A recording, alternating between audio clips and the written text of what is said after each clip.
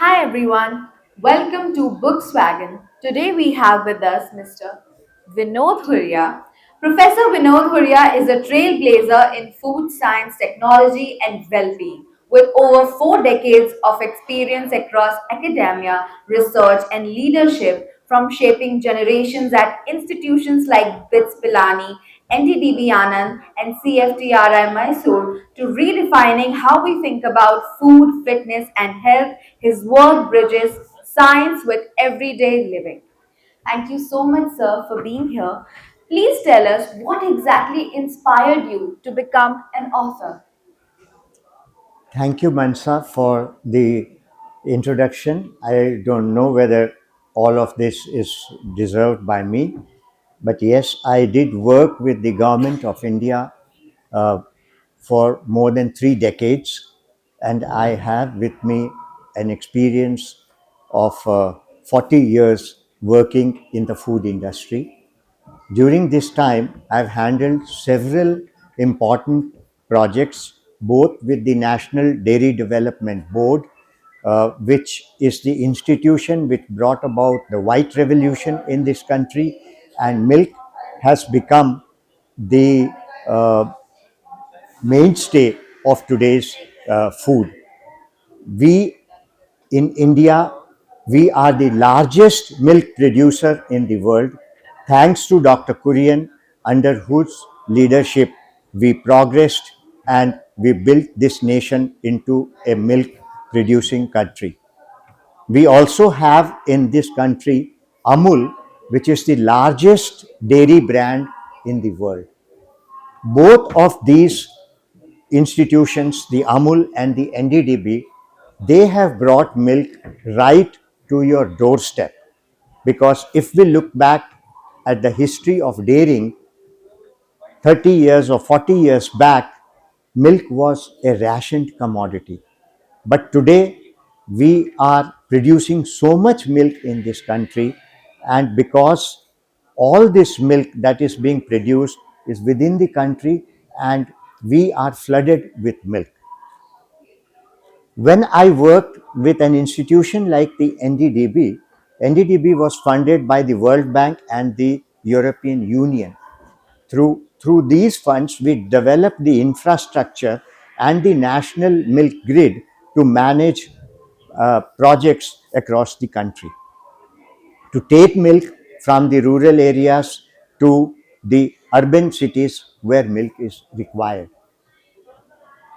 All this experience gives me a lot of confidence to talk about a subject, not only milk, but also the entire spectrum of food, because I also worked with the Central Food Technological Research Institute, which is a CSIR institution of the Government of India. So when I have worked with so much of dedication and perseverance, with that confidence, I have written this book, because I want the people of this nation and the world to know the basics of food. Ma'am, right from the time we are born till the time we take the last breath, we are surviving on food, we are eating food, and through our lifetime, we eat tons and tons of food. We consume tons and tons of food. How does this food ensure our health? What helps us to believe that every mouthful that we eat is safe for us and it is not going to either damage our organs or it is going to kill us? So, what gives us that confidence? That is what inspired me to write, because today, with the kind of options that are available in the world about food and the choices that we can make conscious choices if we have the knowledge to be able to deal with this. And what is best is, until we have the knowledge, how can we choose the right foods? So that's what inspired me, because today's generation You eat food, but you don't know about it. It's very important for you to know what we are eating and then eat with that consciousness so that we remain healthy over a long period of time and live a long and a healthy life. Sure. So, I have a few questions about the book that I would like to ask. So, your book begins with food at a molecular level and moves towards public policy. Why do you think it was important for you to connect science, behavior, and governance in one narrative? You see, when we talk of food, it is not nutrition only, because food safety, how it impacts our health, how food comes to our table, the technology behind it, you know every food that grows on the farm, it must first be processed, whether it is primary processing, secondary processing, tertiary processing, or a very high profile processing. Today, the foods that you see in the market, they are all processed.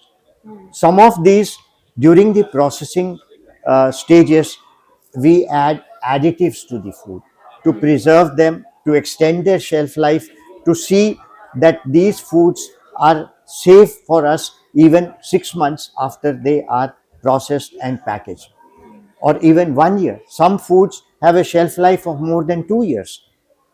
Why is it that these foods have to undergo this processing? So the technology is very important.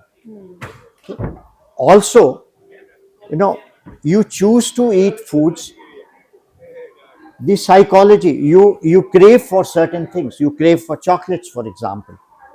Why do you crave for chocolates? Why do you crave? Some people, they enjoy salty foods. Why do you crave for salty foods? It's all built into our psychology, into our minds. The way we have been brought up, the way we have developed our taste since childhood. And that is why we crave for certain kind of food. Food has a connection with what we ate during the childhood and today what we consume. So over a period of time, our taste might change, but more what our parents have taught us to eat, and that's what we continue to eat. And that runs not only within our family but from generation to generation. So that's why the psychology of food, the sociology of food, the every subject, food connects us right from history to biology, to sociology, psychology, technology, health, and everything about food is important. It is an integrating factor for all the subjects, and that is why having a complex knowledge about food is very important. And that's why my subject deals with all the subject to give you a total perspective, the total dimension of what food is. And once you understand that, you will never go wrong in choosing the right foods. All right. Thank you, sir. My next question is, in nourishing the nation, you discuss government action. What role should policy play versus personal responsibility as well in shaping healthier food choices? That's very, very important, because today, if the workforce is healthy, the nation is healthy. The nation produces more wealth. Okay? Sick people cannot perform at the optimum level. So the nation suffers. And that is why governments work out programs to ensure that the right kind of foods are consumed by people, and they invest in the people's eating habits, people's future, and people's choices. Okay. For example, I've taken in my book, I have discussed about the US and what the federal government there is doing. I've also discussed about India, the Eat Right India movement, what the government of India is doing. I've also discussed about Singapore and what Singapore government is doing. And in fact, the infrastructure of Singapore, being a small country, it is easy to manage for the government. They have done tremendous work. Now, food labeling is one of the important aspects, and in India, the Food Safety and Security Authority of India governs all these things. You take this bottle of water and you close your eyes and you drink it. How do you know that this water is not going to make you sick? Is because it says the Food Safety and Security Authority of India has licensed this company to produce this water. So that is why it is safe. So labeling and going to the regulatory body is very important, because that gives the confidence in the people that whatever you are consuming is going to be safe. And this is something which every packaged food, whether it is water or drink, whether it's a soft drink or hard drink, any kind of food or drink must have a label. It is a mandatory requirement, and the policies of the government ensure that the food that you eat is safe. All right. So the book also stresses sustainable habits over quick fixes. Right. So, what do you think is the biggest myth about health that you wanted to break through this book? Well, health is important because if you are healthy, you perform at your peak performance, you are energetic, everybody likes you. Who wants to see a sick person, right? If I go on saying I'm sick, nobody likes me. But if I'm healthy, if I'm bouncing with energy, if my systems in the body are working at peak efficiency, then that reflects on my personality. But how does this happen? This only happens if I eat the right foods. If I choose the right foods, if I eat only certain kinds of foods which will make me unhealthy and I continue to eat that food over a long period of time, I will have to see doctors, because the organs of my body have become inefficient. They are not functioning together in harmony, is what is expected from a human body. So that is why it is important to choose the right foods and eat the right foods. We can eat junk sometime, but then it is also important that every food generates waste. What is not used in the body comes out as waste, either through urine, excreta, sweat, or other forms of waste. Hair, nails, they are all waste products. So waste elimination from the body is also very, very important. Okay, how do we accelerate the elimination of waste? Is through exercise.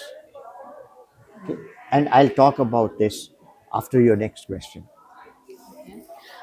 So, what is that one change that you're expecting the reader to feel after reading this book? The objective of my book is to spread food literacy.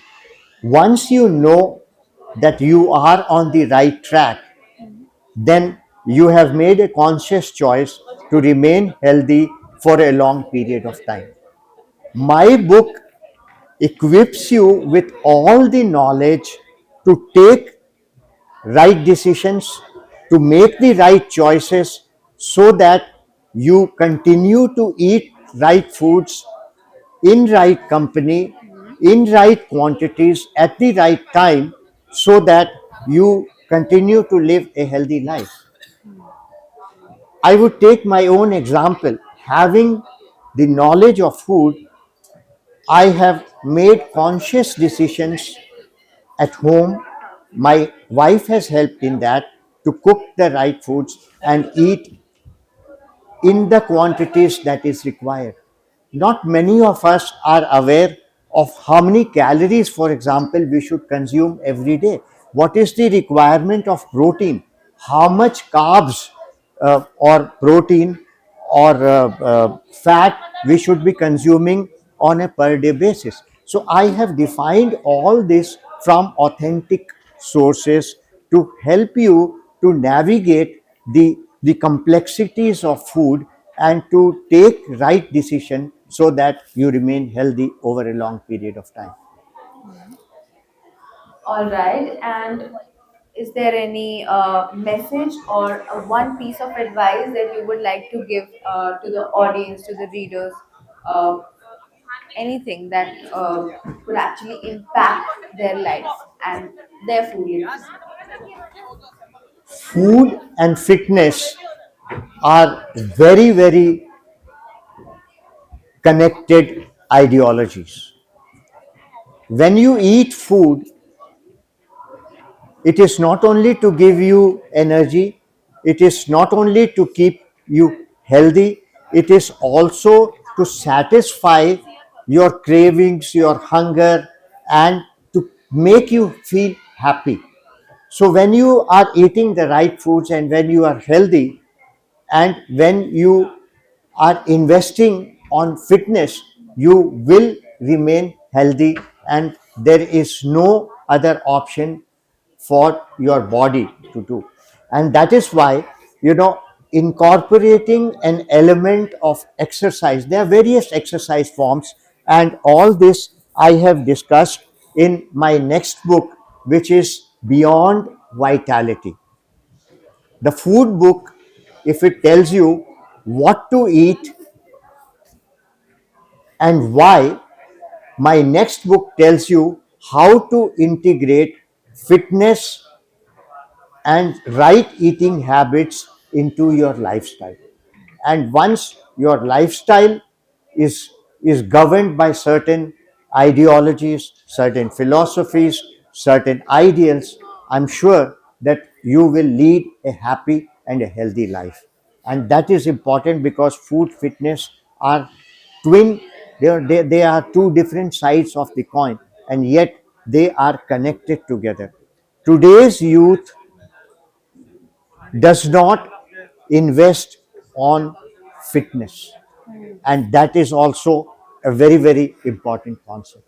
And the second book is actually a sequel to my first book, because it talks of fitness in a very, very integrated manner and how you can incorporate it in your lifestyle. Thank you so much, sir. This discussion was very enlightening, and I'm very sure that it is going to help a lot of people. And this book is going to create a great impact, I would say, because there is a need for people to understand more about nutrition and add fitness in their life. So, thank you so much, everyone, for being here, and thank you, sir, for your presence. Thank you, Mansa. Thank you for getting the best out of me. Your questions have actually encouraged me to think more and more, and how I can go beyond these two books to see that the knowledge, essential knowledge, the authentic knowledge that I have reaches people, in fact the whole world, not just in India but the whole world, so that everybody lives a healthy and a long life. And I wish my readers all the best. Please do subscribe for both of these books, and I am sure you will be not only healthy, cheerful, but live even up to more than 100 years. Thank you very much, readers, and I really congratulate you for being a part of my journey. Thank you very much. Thank you. Thank you, sir.